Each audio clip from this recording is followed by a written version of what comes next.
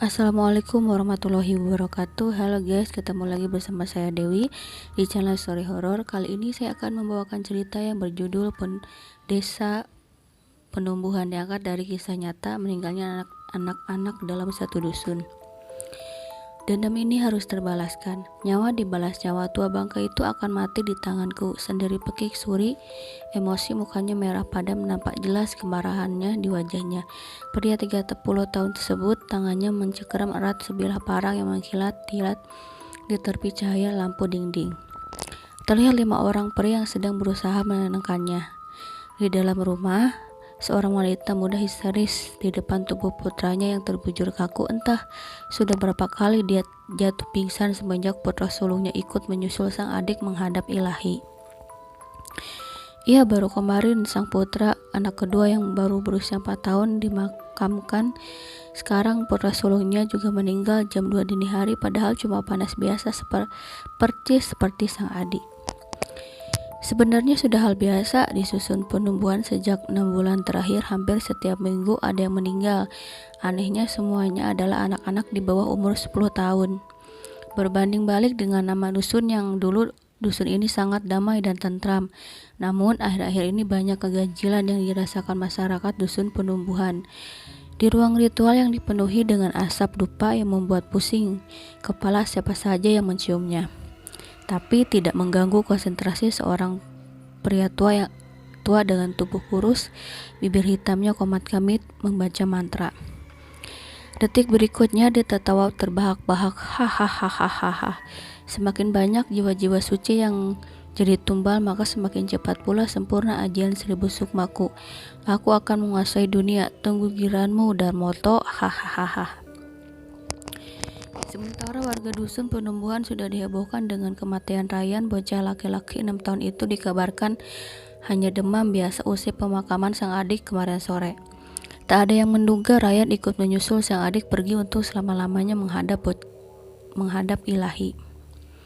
Bocah itu yang ke-48 sejak 6 bulan terakhir juga dikabarkan menjadi tumbal ilmu hitam yang dijalani salah satu warga dusun penumbuhan, Pak Surip atau Ki Surip, yang dicurigai warga dusun. Bahkan Ki Surip sudah terang-terangan mengakuinya di depan warga dusun. Lelaki tua itu merasa sudah sangat kuat. Tanpa rasa takut dia mengakui purnama yang akan datang, ajian 1000 sukma akan sempurna. Bukan tak ada niat untuk melawan atau membinasakan dukun laknat tersebut, akan tetapi banyak yang harus dipertimbangkan terlebih dahulu. Ada resiko di setiap pertindakan yang mereka ambil. Bagaimana negara ini memiliki hukum undang-undang yang tak bisa dilanggar, sementara yang berhubungan dengan hal mistis itu belum ada hukum dan undang-undangnya. Mereka harus berpikir jernih karena ada keluarga yang menjadi tanggung jawab. Sementara untuk diam saja mereka sudah punya batas kesabaran. Di kediaman Suri usai pemakaman sang putra, nampak 6 orang pria dewasa terlibat perbincangan serius. Sur, kamu harus sabar, kita harus menyusun rencana dengan matang. Salah bertindak bukan hanya kita yang celaka, namun juga keluarga kita. Johan yang baru bergabung memberi solusi. Johan adalah sahabat dan rekan kerja Suri. Mereka selalu kompak dalam semua hal, apalagi masalah keamanan warga dusun. Ya, aku sudah memikirkannya. Aku tidak mau istriku terlibat. Dia sudah sangat menderita kehilangan kedua putra kami dalam waktu hampir bersamaan. Suri bicara dengan wajah sendu. Kita harus menyusun rencana yang jitu. Kami akan selalu bersamamu. Kau tidak lupakan aku. Lupa aku pernah ada di posisimu, jadi aku bisa merasakan perasaanmu saat ini. Mantu bicara dengan raham mengeras. Ia mengingat kembali kepergian putri kecilnya. Bocah perempuan 3 tahun itu sedang lucu-lucunya. Seandainya Mantu tahu penyebab kematian sang putri karena ulah dukun jahanam itu, entah apa yang dilakukannya. Putri adalah korban pertama yang dijadikan tumbal oleh Ki Surip. Di jalan kampung di bawah gerimis, seorang lelaki tua sedang menyusuri jalan dengan langkah gontai. Pria itu mampir di rumah seorang warga lalu mengetuk pintunya. Tidak berapa lama pintu terbuka, nampak seorang wanita muda menyambut dari itu dengan wajah terkejut. Wanita muda itu bertanya, "Ada apa, Ki?" tanya Mila. "Saya mau pinjam uang 2 juta. Tanpa basa-basi laki tua itu menjawab. Mila terkejut mendengar pengakuan lelaki tua itu. 2 juta bukanlah nominal yang sedikit bagi warga dusun di sini. "Saya nggak punya uang sebanyak itu, Ki. Saya cuma ada segini." Dengan hati-hati Mila menjelaskan sambil menyodorkan beberapa lembar kertas uang berwarna merah. Lelaki tua itu menatap Mila dengan tatapan tajam, tapi bisa dilihat senyuman tipis di bibir hitamnya yang mekeriput, sebuah senyuman yang sulit diartikan. Mila tak bisa melihat senyuman itu karena hati perempuan cantik itu sudah diliputi rasa takut dan gelisah. Semua warga sudah tahu siapa Ki Surip, lelaki sakti yang bisa membuat seorang terbujur kaku hanya dengan tepukan tangan saja. Pria tua itu pergi begitu saja tanpa bicara apapun, mengambil uang yang disodorkan oleh Mila. Sebenarnya Ki Surip juga berasal dari dusun Penumbuhan yang menghilang setelah wanita yang dicintai menikah dengan pria lain. Mendengar teriakan Vela, Mila bergegas masuk ke kamar. Ternyata putrinya yang baru saja tidur tengah menangis. Mila sangat cemas karena tubuh putrinya panas tinggi. Tanpa pikir panjang, Mila menggendong tubuh sang putri lalu berlari keluar menuju rumah Sari, kakak iparnya. Kebetulan rumah Sari hanya berjarak 2 rumah saja dari rumah Mila. Melihat istri dari adiknya Johan berjalan dengan setengah beralih, membuat Sari heran karena Mila berlari sambil menggendong Vela, keponakannya. Setelah jarak Mila semakin dekat, Sari menyadari raut wajah adik iparnya tidak baik-baik saja. "Ada apa, Mil?" Sari yang ikut panik bertanya kepada adik iparnya. "Vela panas tinggi, Mbak," jawab Mila dengan terisak. "Titip Vela ya, Mbak, saya akan pergi membeli penurun obat panas di warung Bi Ida, sekalian ngasih tahu Bang Johan." "Iya, biar Mbak aja yang jaga Vela." "Iya, Mbak." Mila bergegas pergi ke warung Bi Ida sekaligus memberitahu Johan bahwa putri mereka sedang demam tinggi. Di jalan Mila berpapasan dengan Anis. "Kenapa buru-buru, Mil? Mau kemana?" tanya Anis. "Ke warung Nis, badan Mila panas tinggi," jawab Mila dengan wajah sedih. Dengar jawaban Mila, Anis teringat obrolan Ki Surip dengan bapak mertuanya barusan. Anis tidak sengaja mendengar jawaban Ki Surip saat Pak Bayu, bapak mertua Anis, bertanya lelaki tua tersebut. "Dari mana, Ki?" "Ceria amat," sapa Pak Bayu. "Dari rumah Johan, mau pinjam uang beras di rumahnya sudah habis," jawab Ki Surip. "Dikasih, Ki?" Pak Bayu kembali bertanya. "Enggak," balap Ki Surip pendek. Pak Bayu memandang Ki Surip bingung. "Enggak dikasih pinjam tapi senangnya kayak menang lotre saja," guman Pak Bayu dalam hati. "Ya iya, ini lebih menyenangkan dari menang lotre karena saya punya alasan untuk membuat perhitungan dengan Johan." Pak Bayu tersentak kaget karena Ki Surip bisa membaca isi pikirannya. "Jangan coba main-main sama saya," ancam Ki Surip sambil terkekeh. Sebelum berlalu dari hadapan Pak Bayu yang masih terbengong mencoba mencerna maksud dari kata Ki Surip barusan. "Mel, tadi aku dengar Ki Surip bilang kalau dengan kamu menolak memberi pinjaman padanya, dia jadi punya alasan untuk membuat perhitungan dengan suamimu." "Aku khawatir, Mil. Jangan-jangan itu cuma alasannya saja supaya dia bisa..." Anis tidak bisa melanjutkan kata-katanya. Mila sudah bisa menebak apa yang akan dikatakan temannya itu. Mila semakin gelisah. Gak mungkin Nis." Mila berusaha menepis pikiran buruknya. "Apa kamu lupa kejadian sama juga dialami mereka semua yang anaknya meninggal secara tiba-tiba?" Anis berusaha mengingatkan Mila pada kejadian-kejadian di mana Ki Surip datang dengan alasan meminjam atau minta tolong, dan anehnya semua yang diinginkan Ki Surip yang tidak bisa dipenuhi oleh mereka yang dimintai pertolongan atau pinjaman. Hal itu membuat hati Mila semakin dilanda gelisah dan tidak ingin Vela bernasib sama dengan anak-anak lainnya. Tanpa pamit, Mila berlalu dari hadapan Anis untuk melanjutkan dan tujuannya untuk menuju warung Bu Ina. Anis memandang kepergian temannya itu dengan iba dan rasa bersalah. Melihat kedatangan istrinya, Johan langsung berdiri dan menghampiri sang istri. "Kau menyusulku di mana, anak kita? Tidak ikutkah?" Johan bertanya sambil melirik ke sana ke sini. Johan agak heran, biasanya sang anak tidak mau ditinggal kemanapun bundanya pergi. Begitupun Mila, dia akan membawa putri semata wayangnya itu kemanapun ia pergi. Vela panas bang, ini aku lagi dari warung habis beli obat untuk Vela, jawab Mila, membuat Johan terkejut karena saat dia pamit 2 jam yang lalu sang putri sangat ceria. Bahkan sang putri sempat merengek minta ikut, tapi berhasil ia tenangkan dengan alasan pergi kerja nanti setelah pulang ayah belikan jajan. Seperti itulah Johan, dia selalu bisa menenangkan sang putri saat merengek ingin ikut.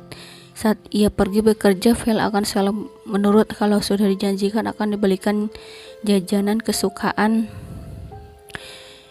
karena sang ayah selalu bisa menepati janji. Ayo kita pulang. John mengajak istrinya pulang, dia ingin segera melihat keadaan putrinya tercinta. Sesampainya di rumah sang kakak Johan bergegas masuk menyusul Mila yang sudah terlebih dulu masuk. Johan sangat panik melihat Mila menangis histeris memanggil nama sang putri. Johan mendekat, dia sangat terkejut melihat keadaan putrinya. Tubuh Vela kejang-kejang dengan mata melotot ke atas. Johan segera mengangkat tubuh putrinya. Ayo kita bawa ke klinik, ucap Johan pada istrinya Mila. Mila berlari ke rumahnya untuk mengambil dompet dan beberapa pakaian untuk mereka bertiga. Setelah itu dia bergegas menemui suaminya yang sudah siap di atas kuda besinya. Kami berangkat ya mbak, ucap Mila pada kakak iparnya. Iya nanti mbak nyusul kalau Kang Rohim sudah pulang. Kalian hati-hati terus berdoa semua akan baik-baik saja, pesan Sari pada adik dan adik iparnya. Sesampainya di klinik, Vela langsung ditanangi oleh dokter. Vela sudah tidak disadarkan diri setelah beberapa kali kejang-kejang di perjalanan. Mila masih saja menangis melihat keadaan putrinya. Dia tidak menyangka gadis kecil yang selalu ceria sekarang sedang terbaring lemah di ranjang sebuah ruangan di klinik tersebut. Melihat sang istri sangat rapuh, Johan menuntun istrinya duduk di kursi yang berada di depan ruangan di mana Vela sedang diperiksa oleh seorang dokter.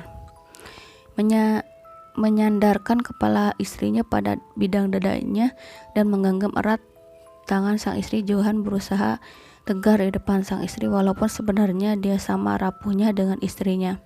Dia tak ingin sang istri bertambah rapuh. Tak lama seorang dokter keluar dari ruangan di mana Vela dirawat. Mila segera bangkit dan menghampiri dokter, diikuti oleh Johan di belakangnya. Anak saya kenapa dok? Tanya Mila. Menurut hasil pemeriksaan saya keadaan putri bapak dan ibu baik-baik saja, tapi masih belum sadarkan diri. Memangnya ada apa yang terjadi pak, bu? Dokter itu bertanya pada pasangan suami istri itu. Saya juga bingung dok, sebelumnya anak saya baik-baik saja, bahkan sebelumnya tidak pernah begini. Saat bangun dari tidur, badannya sangat panas dan pada akhirnya kejang-kejang beberapa kali sebelum kami bawa ke sini dok, Mila menjelaskan secara detail. Tunggu saja setelah 24 jam, kalau pasien tidak sadar juga berarti putri ibu dinyatakan koma. Kita akan rujuk ke rumah sakit di kota karena di sini tidak tersedia alat yang lengkap. Ya Tuhan, tubuh Mila larut ke lantai dan menangis pilu. Johan segera menuntun tubuh sang istri untuk berdiri dan berjalan menuju ruangan putri mereka. Segera hentikan kebiadaban manusia saat itu sebelum terlambat. Refleks Mila dan Johan menoleh pada sumber suara. Kamu siapa dan apa maksud perkataanmu tadi? Johan bertanya lalu melangkah mendekat pada pemilik suara. Aku Suki. Orang-orang memanggilku Engkung. Aku sudah dengar semua yang dikatakan dokter tadi. Anakmu tidak akan sadar sebelum kau memanggil jiwanya. Memanggil jiwa? Mila dan Johan bertanya serentak. Ya, jiwa anakmu ditahan oleh jin suruhan yang sedang mempelajari ajian 1000 sukma. Putrimu akan menjadi tumbal penyempurnaan di bulan purnama yang akan datang. Apa itu ajian 1000 sukma, Kung? Johan yang masih bingung pun bertanya. Ajian 1000 sukma adalah ajian yang akan sempurna setelah orang mempelajari melakukan ritual selama 25 kali purnama. Ajian 1000 sukma terbagi 2 golongan hitam dan golongan putih. Yang akan kita hadapi ini adalah orang yang mempelajari Ajian Seribu Sukma golongan hitam, di mana setiap purnama mereka harus menumbalkan kurang lebih 40 jiwa yang masih suci, dan 2 pekan lagi akan terjadi purnama di malam Kamis Kliwon. Purnama ke-25 di mana ajian Seribu Sukma akan disempurnakan. Lalu bagaimana dengan bagian lain dari ajian Seribu Sukma, Kung? Tanya Johan penasaran. Sisi lain dari ajian Seribu Sukma adalah golongan putih, di mana orang mempelajarinya harus bertapa selama 25 kali purnama. Biasanya ritual ini dilakukan di tempat-tempat keramat yang jauh dari keramaian. Dari banyaknya orang yang mencoba untuk menjalani ritual ini, tapi tak ada satupun yang pernah kembali. Salah satunya adalah sahabat karibku yang telah pergi untuk menjalankan ritual itu. 24 purnama telah berlalu, tapi sampai sekarang belum kembali. Saya sangat berharap dia akan kembali dan berhasil menguasai ajian itu, karena ajian Seribu Sukma golongan putih bisa menjinakkan ajian Seribu Sukma golongan hitam. Lalu apa yang harus kita lakukan untuk memanggil jiwa putri kami, Kung? Tanya Mila dengan wajah sendu. Untuk saat ini aku belum menemukan cara untuk memanggil jiwa putrimu. Sebaiknya kita bawa putrimu pulang. Dokter tidak akan mengerti masalah ini. Kita akan cari jalan keluarnya nanti. Setelah meyakinkan dokter untuk memberi izin membawa putrinya pulang, Johan segera pulang bersama istri dan anaknya. Sementara Kung Suki berjanji akan menyusul sesampai di rumah. Mila segera membersihkan tubuh Vela dengan air hangat menggunakan handuk kecil. Mila sepertinya mendengar suara Vela meminta tolong, namun kondisi Vela masih sama terbaring dengan mata terpejam rapat. Pasangkan gelang ini pada kaki kanan anakmu supaya jiwanya tidak tersesat. Kung Suki memberikan sebuah gelang kepada Mila yang sedang termenung di samping tubuh putrinya. Mirna menerima gelang tersebut lalu memasangkan di kaki kanan putrinya sesuai perintah Kung Suki. Selama gelang itu tidak dilepas, insya Allah jiwa anakmu akan aman. Sebelum kita menemukan cara untuk memanggil jiwa anakmu, usahakan gelang itu tidak terlepas dari tempatnya terpasang. Jelas, Kung Suki. Baik, Kung, jawab Mila. Kamu pasti sedang ketakutan ya sayang. Kamu jangan khawatir, Bunda dan Ayah akan menjagamu. Kamu akan baik-baik saja, bisik Mila di telinga putri kecilnya. Sementara di alam lain, bocah perempuan berusia 5 tahun itu sedang menangis histeris meminta tolong. Ayah, tolong Vela, Bunda jemput Vela, Vela takut. Vela terus berlari ke tempat yang sepi dan gelap. Takut, tolong ibu, bapak. Bocah itu mengadu menahan sakit, memegang lututnya yang terluka akibat berbentur tanah keras yang sangat jatuh. Saat itu berusaha untuk bangkit, bocah itu menjerit melihat sosok besar berwarna hitam dengan mata merah menyala berdiri tak jauh dari hadapannya. Kuku-kukunya yang panjang berwarna hitam sangat mengerikan. Tolong! Vela berbalik ke belakang berlari sekencang mungkin. Namun tubuhnya ditarik oleh sesosok bayangan putih dan membawanya bersembunyi di balik batu besar yang tak jauh dari makhluk mengerikan dorada. Jangan takut, cucuku, kita akan keluar dari tempat ini, ucap sosok tersebut. Dasar bodoh, tidak berguna, maki Kisurip pada jin suruhannya. Menjaga bocah saja kalian tidak becus. Cepat cari sana sampai ketemu. Kalau tidak kalian akan kuubah menjadi abu, ancam Kisurip pada jin-jin yang tunduk di bawah kuasanya itu. Baik Ki, mereka pun serentak menghilang berbaur dengan angin. Sementara di kediaman Johan sedang diadakan perkumpulan pemuda dusun. Semua laki-laki dihimbau untuk berkumpul guna bermusyawarah, membahas kondisi dusun yang semakin mencekram. Kung Suki yang memimpin musyawarah tersebut memperkenalkan diri pada semua yang hadir. Namaku Suki, orang-orang biasa memanggilku Kung. Aku berasal dari dusun Kembang Desa. Dulu aku sering kesini, bahkan aku pernah menetap beberapa tahun di sini. Dusun ini adalah dusun yang indah dan penuh kenangan dengan keempat sahabatku. Kung Suki mulai bercerita dan matanya menerawang jauh seakan dia sedang kembali ke masa lalu. Dulu aku dan 3 orang sahabatku berasal dari dusun Kembang Desa pernah menetap di sini. Hasim, Darmoto, Fasurin dan Sukna. Fasurin dan Sukna adalah pasangan kekasih. Mereka sudah menjalin hubungan kurang lebih 2 tahun. Bahkan mereka sudah berencana untuk menikah di waktu yang dekat. Setelah beberapa bulan kami tinggal di dusun penumbuhan, aku mendengar bahwa Fasurin yang biasa kami panggil Fasur itu sudah menjalin hubungan dengan Sarla, kembang dusun penumbuhan ini. Aku yang merasa Fasur sudah melakukan kesalahan berniat menegur, namun dihalangi oleh Darmoto. Mereka sudah berakhir 2 bulan yang lalu. Sukna sendiri yang mengakuinya padaku, ucap Darmoto. Apa Angkung benar kenal dengan Darmoto? Tanya Johan tiba-tiba. Oke guys, ceritanya selesai di sini dulu ya. Nanti